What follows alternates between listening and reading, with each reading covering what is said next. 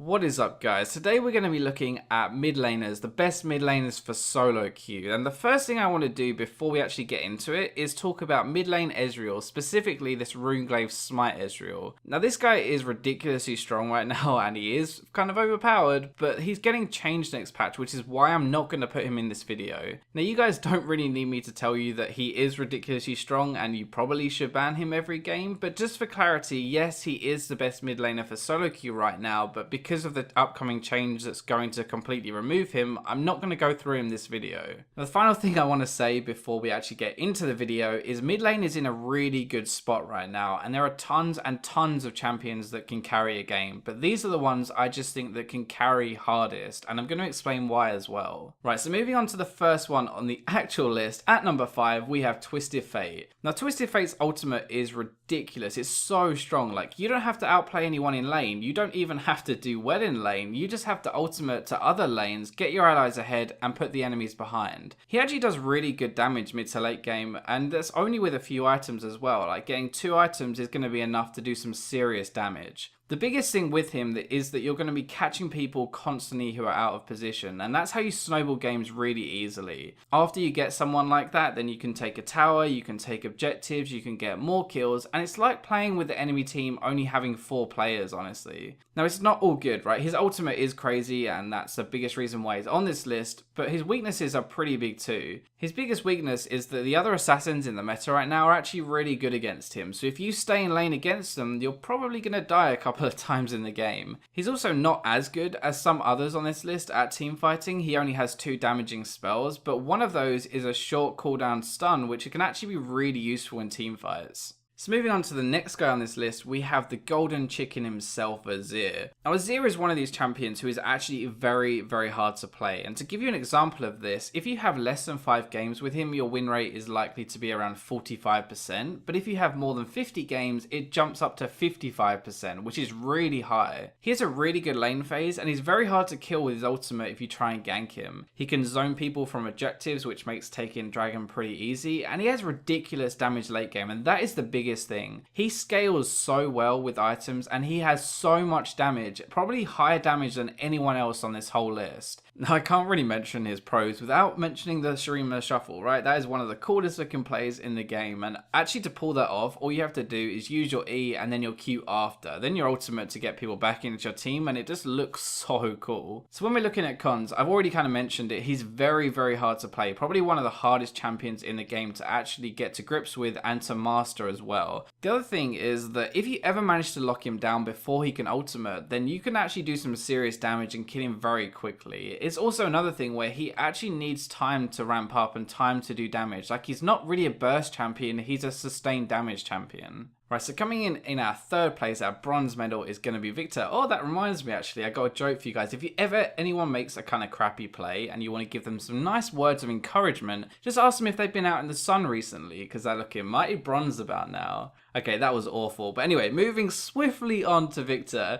He has great damage throughout the entire game. He has amazing wave clear, he has huge burst, huge poke, and he can zone people and stun people with his W. He is a really powerful mage right now just because of how long range that E actually is. The thing that catches people by surprise a lot of the time is he has a radius, right, with his E, but if you aim it at the tip of that radius and then extend it outwards, it actually has an incredibly large range, and you should use that to poke people all the time. So that is his poke, right, and that is kind of what he's famous for, I guess, getting chunked by that E so much. But if you ever face check a Victor, he's going to Q you, he's going to E you, he's going to ultimate you, and you're probably going to be dead, honestly. Now I love Victor, but there are some serious problems with playing him, and the biggest one is that he has no mobility, and so you can get camped pretty easily, and you can also get caught out of position quite easily. Another thing is that if you ever want to use more than just your E, you actually have to get pretty close to people because your Q and your R are pretty short range. You know, I mentioned before, like if people face check you, you're just going to blow them up, right? Well, people don't often face check you, so getting close enough to actually use your whole rotation is not that easy in a fight. Saying all that though, his amazing damage and his amazing poke and wave clear is what puts him number 3 on this list. So moving on to number 2 and number 1. Now these guys might actually take you a little bit by surprise because they're not really played in the LCS, but they are incredible for solo queue, and that is reflected in how much impact they have and their win rates as well.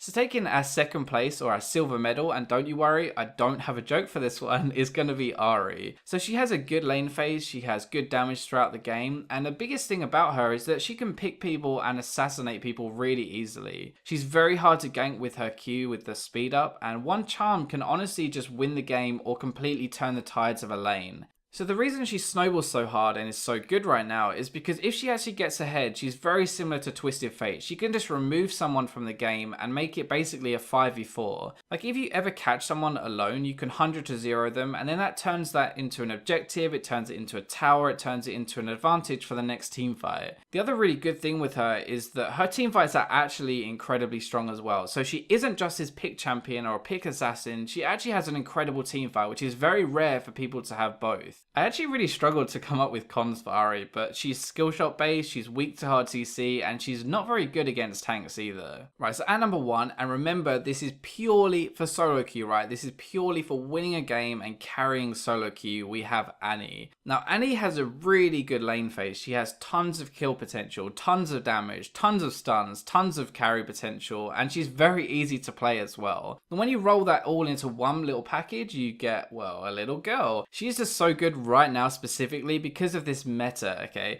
Like we've kind of gone away from the tanks that she struggled to deal with, and we've moved more into these carry orientated people who don't have so much magic resist and don't have so much health. It's actually one of her cons that she relies on burst to kill people, because after her initial burst she doesn't really have much follow-up. Now in this specific meta right now where people aren't as tanky, that burst is enough to kill people or take them really low and turn a team fight. Now apart from her damage, she is very good at roaming, getting to another lane and having a big impact, and she can turn losing games around just with one flash good ultimate. Now I've said before she relies on her burst to kill people, right? And if she doesn't burst people then she's kind of screwed, but the other problems are that she relies heavily on flash to have an impact in a fight, and she's very squishy if she's cool. Now as I said at the start, there are tons of viable champions, right? But there are two others I think deserve an honourable mention, and these are going to be Diana and going to be Lux. Now Diana is just this huge burst assassin, like she can one-shot people with one item. It is ridiculous how much damage she does, and that is really why she's on this list, because she's great 1v1 and she will just ruin people.